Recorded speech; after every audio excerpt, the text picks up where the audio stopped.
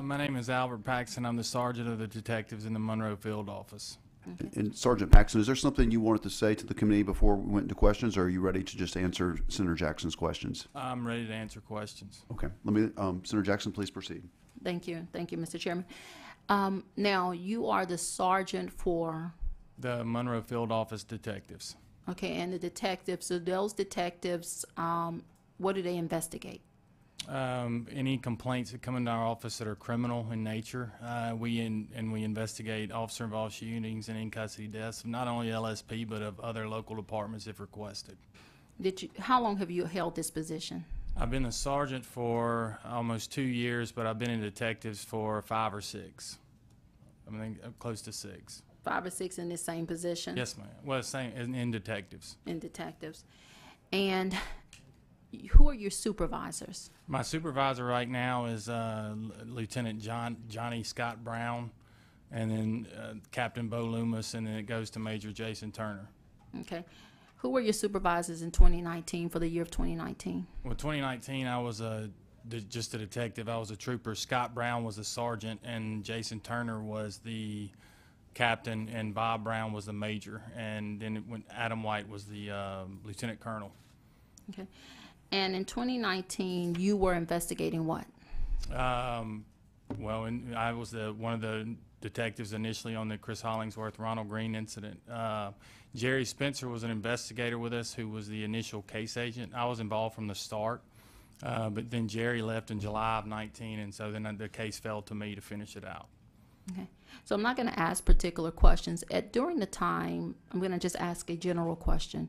During the time that you've been investigating officer-involved shootings, have your supervisors always taken your recommendations regarding those officer-involved shootings? No, ma'am. Okay. I'm going to go particular. Which supervisors, during the time, without mentioning a case, because I understand the parameters we're under, which supervisors have not taken your direct advice on your investigations and the results thereof on officer-involved shootings? Well, at the time, well, I mean, that's... Just during your time at the agency. Let's say 2019. 2019, that year. Jason Turner didn't. Okay. Is Mr. Turner, who just testified before us? Yes, ma'am. Okay. And I'm not going to ask for any particular cases on who didn't take it. Was there anyone else supervised in 2019 that didn't take your recommendations? My entire chain of command at that time, with the exception of Scott Brown. So Scott Brown was one of your chain of commands, and he took your recommendation? Yes, ma'am. Okay, who else in your entire chain of command did not, besides Mr. Turner? I know this is what you are saying, and Mr. Turner may have a different testimony. That's how the committee goes. She's telling me I can't answer that. It's going to get into the litigation. Okay, so that is part of the litigation, where the chain of command was followed? Okay. Probably part of my point of my initial conversation about promotions. Okay. I know you stepped back, but if you are going to make some references in the record, you do need to be able to state that into the microphone for us. So you would have to come up every time you want to make a reference. So go ahead and sit, but why don't you sit at the far chair to make it easier?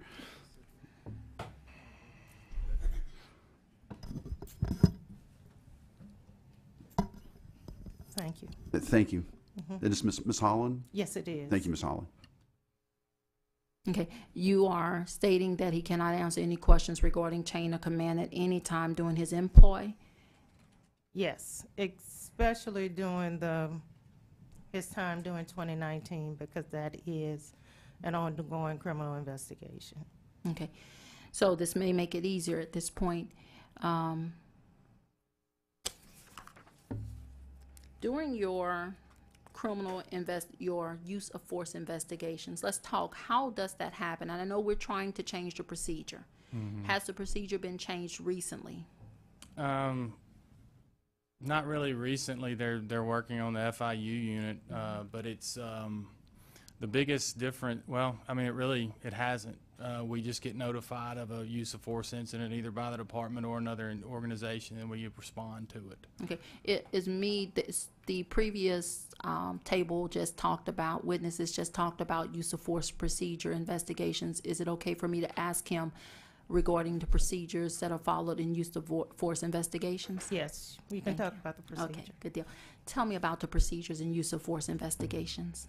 Well, I mean, it's like anything else. You get called, you're alerted, you arrive on scene. Well, like for me, you arrive on scene, you make contact with the people there. You start asking questions: who was involved, who was there.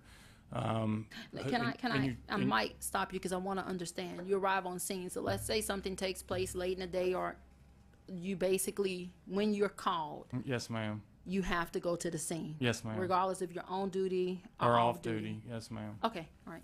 So you're actually there. If you are the one assigned to a use of force, Well, like for our office, there's I think there's 4 detectives and me. If we're called, then whoever's all available will respond. Sometimes by the time we're called, there may be a scene and there may be somebody at the hospital, so you'll split up and kind of go to where you're directed. And you'll make contact with whatever potential witnesses or things like that. And then you'll start basically talking to witnesses, gathering evidence. And I mean, that's pretty much typical of not just of a use of force investigation, but also of a homicide or anything else like it's an incident that occurred that you're going to have to respond to with a crime scene. That's going to be typically the same thing. right. Now, when you're back at the office, I want to go directly to body cams. Well, when you're on the scene, are you talking to officers about whether or not they were wearing a body cam? Are all state police wearing body cams now? They all are wearing them now. All patrol guys are wearing them now. So do you generally request, Well, you'll go and you'll see somebody, either state police or any other department. You'll go to them and say, listen, I need to, were you involved? If you were, I'm going to have to get a statement from you. Depending on, do you have body camera of it, or whatever videos you have, I need them. And I even need videos that maybe you showed up later that don't show anything. You need those videos to show they don't show anything. That's evidence as well. And you're dependent on the people there to tell you how much they were involved, and then you go from getting statements. You can typically, if somebody that's directly involved in in-custody death or an officer-involved shooting, you may make contact with them there at the scene, but you may not question them until later. If you make contact with let's say a police officer, somebody that got there a little bit later, they'll say, I arrived at a certain time. You're still going to want to get a statement from them, but it's going to be up to them. When do they want to give it? They want to give it to you right then or later. You kind of you're going to get it from them because you know who all is there and you're able to identify everybody. So it's just, it's depends on the situation and the person involved as to when they're going to give you a statement or what evidence they have. but if an officer arrives after the incident has happened but is on the scene when you get there, regardless, you get that body cam? You will get their cameras, whatever available video, and you'll get a statement from them. And then based on the statements, the body cam and any witnesses, and what else do you use to conduct a complete investigation? Any medical records, documents, things like that, autopsy reports, toxicology. You'll go. We've not necessarily in officer-involved shootings or in-custody deaths, but we've had homicides where we've used doorbell cameras. Because you're going to go to a scene, you're going to start looking for anything. There's so much video now that you don't know where you're going to find it, so you just look. And I have some really good officers at Troop F, so I hate to keep saying it. But during your time, and I know them personally, during your time, and I'm not going to put a time frame, you've been there a while, have there been times where officers hadn't turned in their body cams to you? Yes, ma'am. Okay. And I know you probably didn't prepare for this, but are those times frequent or less than frequent? They're not frequent.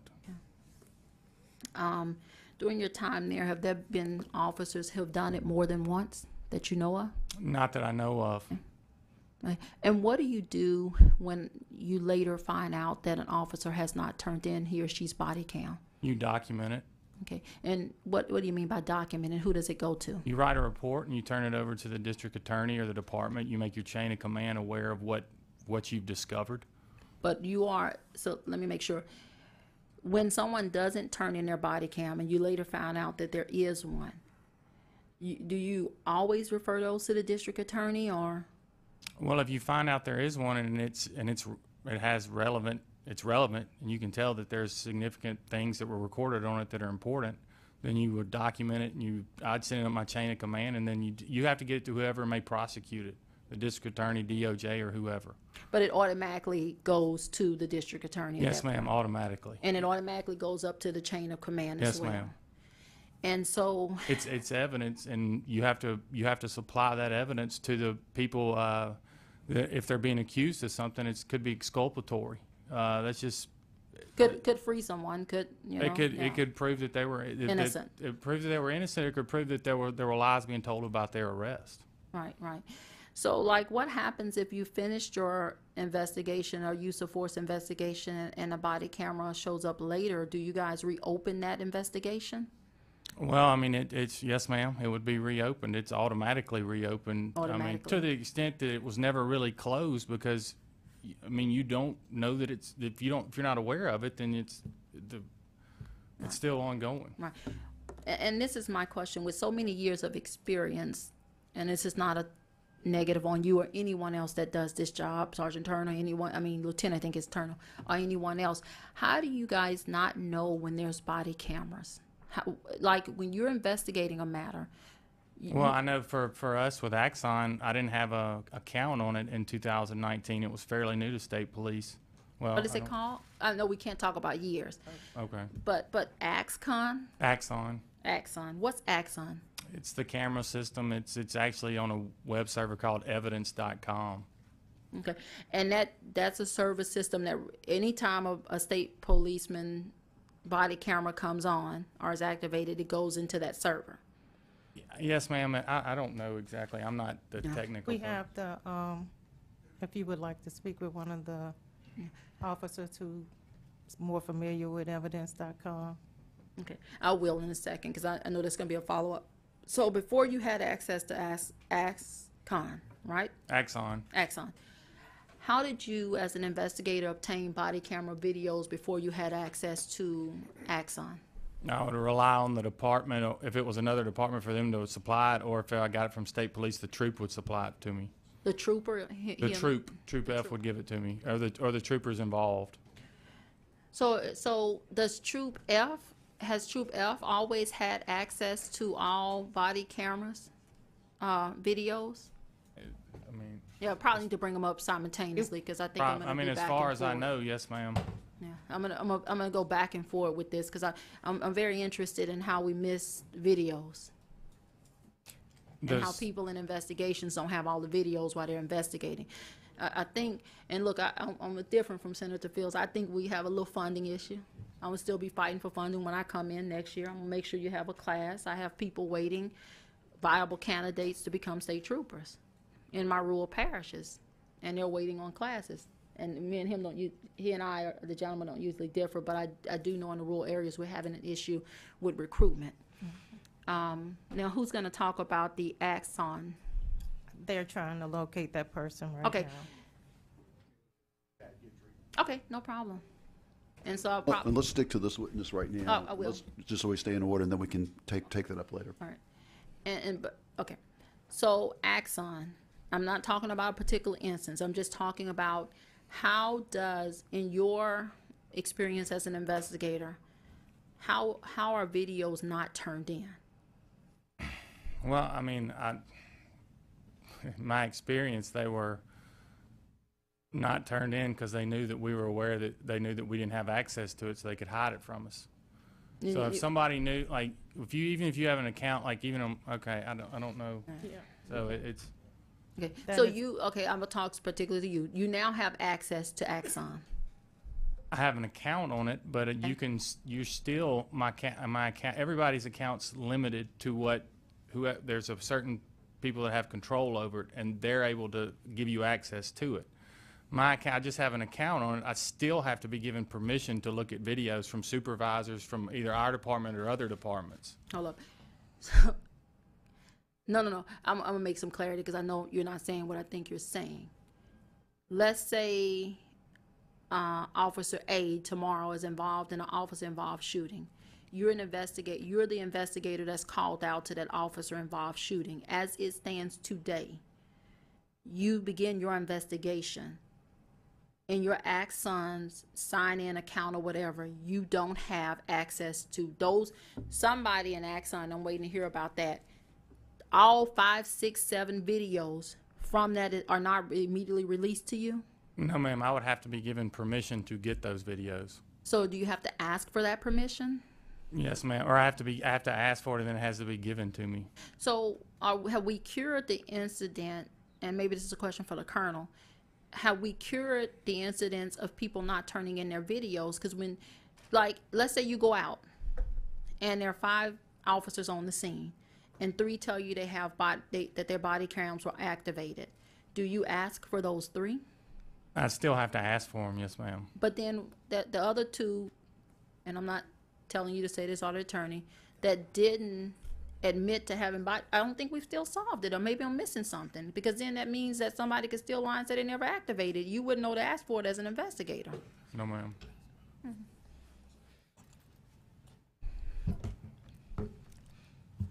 Yeah, this is a hard system for us to understand. I'm glad you're back at the table. So the Axon, and I hope I'm pronouncing this right. Axon, yes, ma'am. Axon. I just had these braces tight and they sometimes hinder you. Axon. So when your investigator comes out to the scene, and there's 5 officers, I'm gonna give you the same example, and 3 says they have a video. The other 2 says they don't. What's released to that investigator? So the way that the system is currently configured, whenever there's video taken, and that video is automatically uploaded. When they put their videos into the charging station, link them back up to the system, it automatically goes in. All video automatically uploads. Now, they have to categorize that particular video, in which my subject matter experts will talk to a little later. But that information is usually available to everybody depending upon the categorization in which it's uploaded in and stored. Now, if there is something that's significant that happens, and this goes under my instructions, if there's a significant event, then because there's information that have been leaked and so forth, I have instructed personnel to, again, as we say, lock down those videos. And that's because I don't want any and everybody that has access. I understand that. But So- shouldn't the investigator, if there's 5 videos running, and this is just my thought, and this is what I'm going to ask with your task force that's using it of use of force. If there's 5 officers out there and 5 videos have been uploaded, the one person who should have immediate access to me is the investigator. And they do. Okay. Okay. They so do now. They do. When we lock down that and we determine who's going to be assigned to investigate that, and at that particular point in time, they have unfettered access to anything surrounding that event, including all video. So at that point, when we decide, So they don't have to request it anymore. well, they may have to request it, because once we put, and here's my reasoning for it. If and we have a chain of command, when we go and we assign someone to a particular case, depending upon how they're assigned and such, again, not everybody will be, they have different roles. So I don't want to just arbitrarily. I'm saying the investigator, who's considered the role of the person who's considered the investigator, And that investigator will have access to. and they don't have to request it. Well, they may have to request it if And I that's- lock it down, because my first order of business is securing the integrity of that video No, I evidence. understand that, but after you've locked it down, at some- Now, nobody, there's a certain, internal affairs, there's a certain level of people that have access once I lock it down. Now, I'm assigning someone who arbitrarily does not have, who's not on that list, on that white list, so to speak, Right, that's right. automatically going to have access. If it's another investigator, then they're going to have access. So let's talk about, before you implemented locking it down. Yes, ma'am. So internal affairs has access to every video. Is that correct? So they don't have to request at any point. So like if an officer or an investigator goes to internal affairs or his higher ups and say, hey, I think that there's some issues with this officer involved shooting. Does his supervisors have access to every video? Not everyone, but the captain has access to all of the videos. So And like- if the captain assigns someone, then they will have access to all of that video. So how long is this just started where the captain has access, or did it start when Axon came, when did you start with Axon? 2017 was when we rolled Axon out, I believe.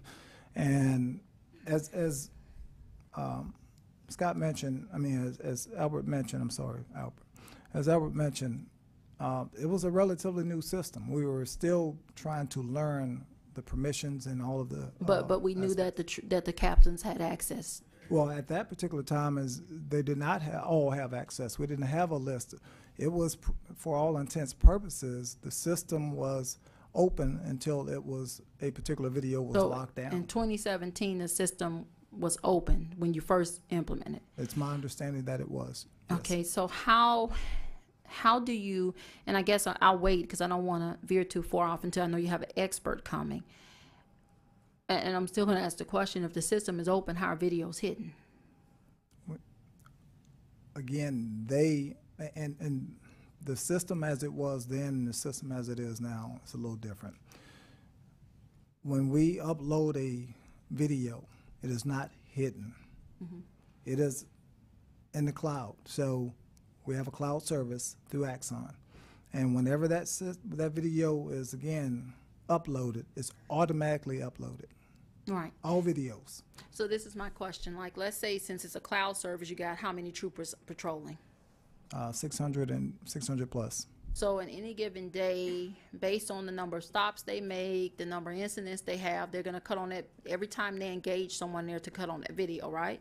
Not every time they engage Okay, someone. so no, ma'am. what triggers an state policeman cutting on their video? Well, there's different variables depending upon their interaction. If it's a use of force, if there's a pursuit, things like that, then it's automatically cut on or there to Right. cut it on, depending upon the situation. And so you may have a plethora of video footage uploaded every day.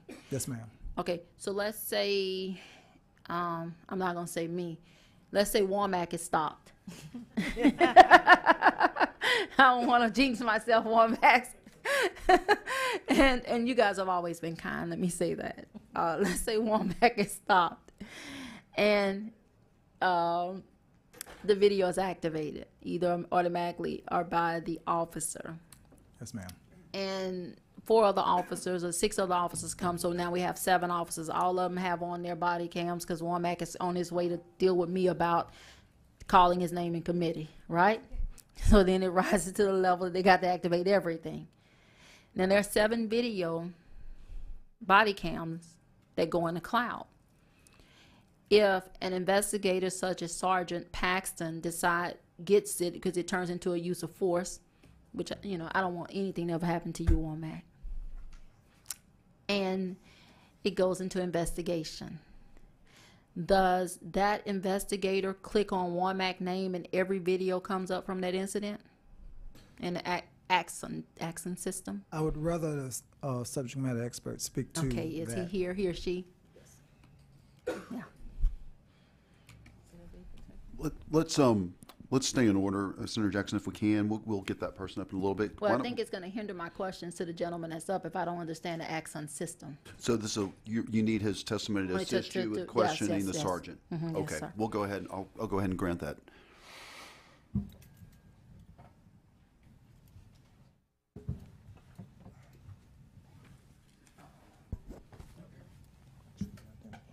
Yes, sir. If you can just state your name for the record and fill out a white card when you get a chance. It's already been filled out, sir. Thank you. Lieutenant Chad Guidry. I've been with State Police.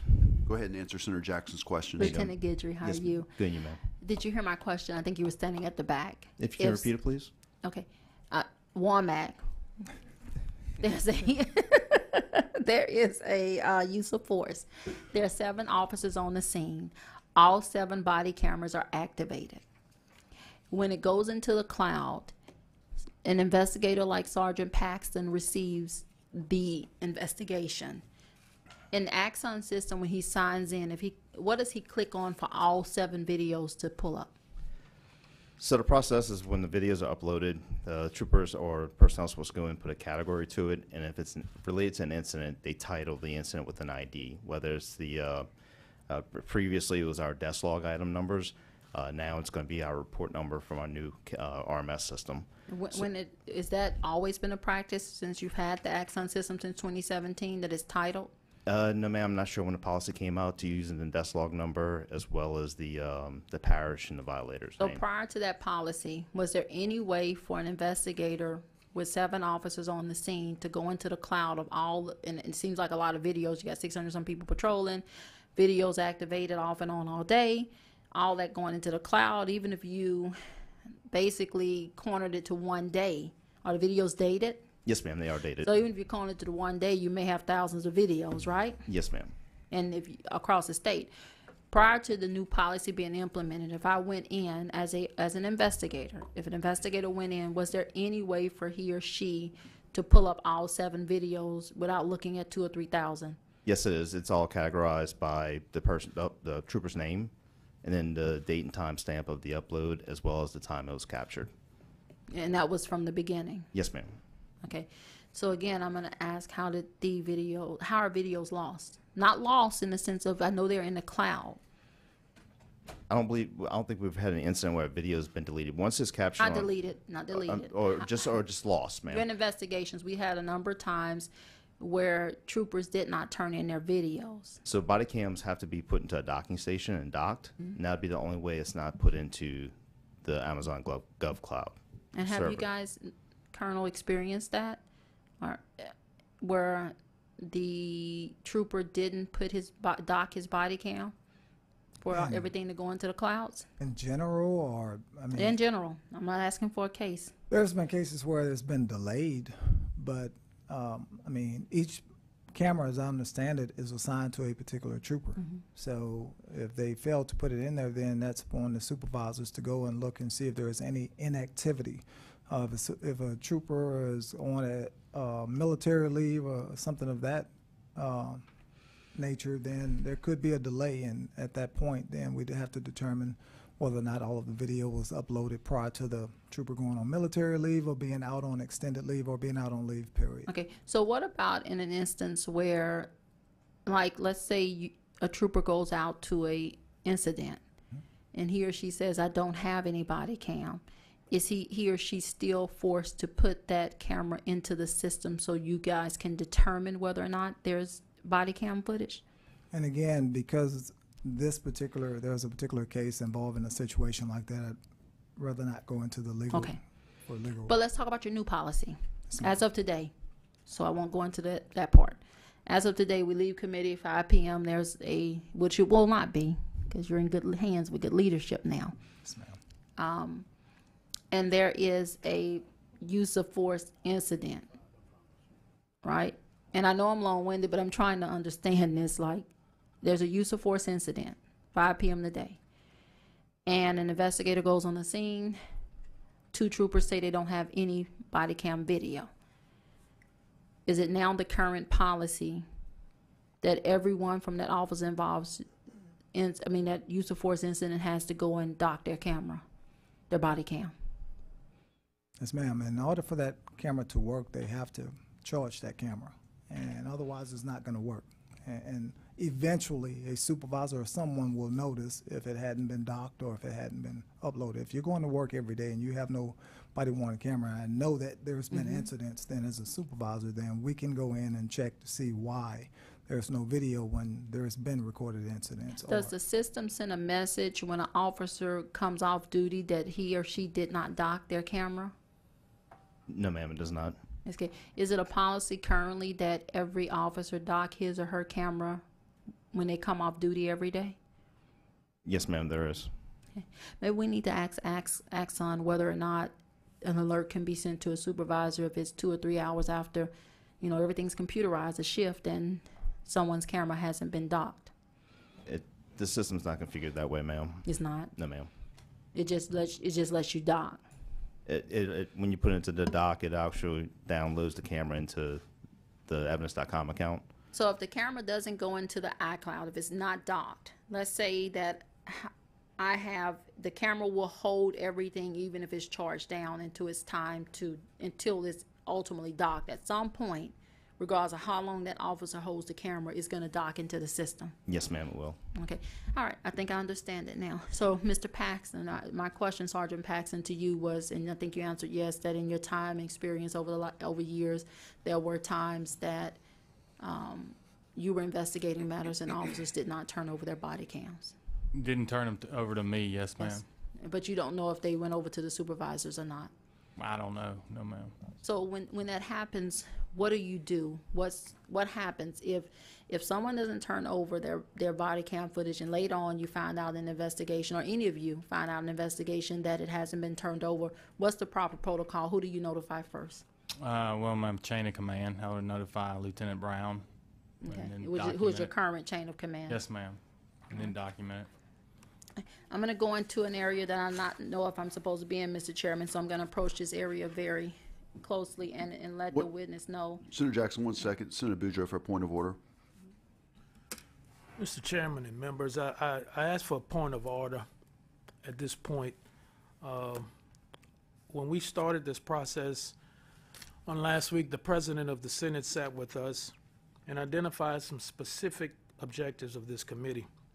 And they were to identify and assist to improve our operations of the state police, for us to review those policies and procedures, look at possible changes that could be statutorily changed or laws amended in the upcoming session. So we heard presentations on last week, and we devoted this second meeting to the continuation of any presentations from any of the committee members, and a follow-up on behalf of state police. We were given the ability to request for any members to come before this committee. With all due respect to Senator Jackson and any other members of the committee, I would like us to continue in that vein by, we have a witness, we have an officer who was asked to appear, he's appeared, and we do our questions as you're doing. What I would hope we not get into is, I've heard from Colonel Davis. I asked for the Force Investigative Unit to come back today because last week I got just a little bit. I wanted more. But with all the internal investigations, going on and other things, I don't feel comfortable sitting here with the back and forth between the Colonel of State Police and an officer. I think we within our right to ask the gentleman or any other witnesses that come before us some specific questions. But I didn't come for a debate on some internal operational procedures, and I don't want it to get to that point. I also came so that we afforded the public an opportunity to talk about some of the challenges and some of the issues with state police, and I want to sit here and listen to that. But I'll ask, Mr. Chairman, that we keep the questions to those who we asked to come. And again, in Colonel Davis and any of his staff, I don't want to hear the he say, she say, or where they are within their investigations. That's for a later day. This witness is here. I'd like to let him receive questions from everybody on, and I want to get to public comment because and if there's some specific, again, that we need to bring Colonel Davis for a future meeting, I would prefer to do it then than to have a back and forth. So I ask, Mr. Chairman, if you would, and again, specifically Senator Jackson, I'm not asking to stop your line of question. I just don't want the colonel or any of his people to be called up during this process, because what I see happening is we will have a lot of back and forth and dialogue, and there's going to be a lot more questions and answers based on what people say. So if you would consider that, Mr. Chairman, I would be grateful. We have people who have driven here from the public who are willing and came to speak. And at this pace, it is now noon. I don't know when they're going to get that opportunity. And my wife left a list of things for me to do before the sun goes down tonight. I plan on getting to at least 2 of them. So Senator, I think you said 5 o'clock, 4 o'clock, I'll be back in Lafayette. I hope sooner than that. But on a very serious note, the public has come, and we have asked some people to come to the table. You're here, sir, and I'd like you to continue with that. Well, and let me just state this. I wanted to give Senator Jackson some latitude to accommodate her, to have an understanding of the action that came up. But I did want to make sure that we stay on the agenda because we have quite a number of people from the public who would like to testify. And so I'd like to ask, let's go back to where we started, where we have Sergeant Paxton at the table with Ms. Holland. And let me let Senator Jackson continue with her questions. Thank you. So, let me go back. Let me get my mind back. I have to focus on to my right and let me focus on what's in front of me. I'm going to go down the line of questioning. Attorney is at the table.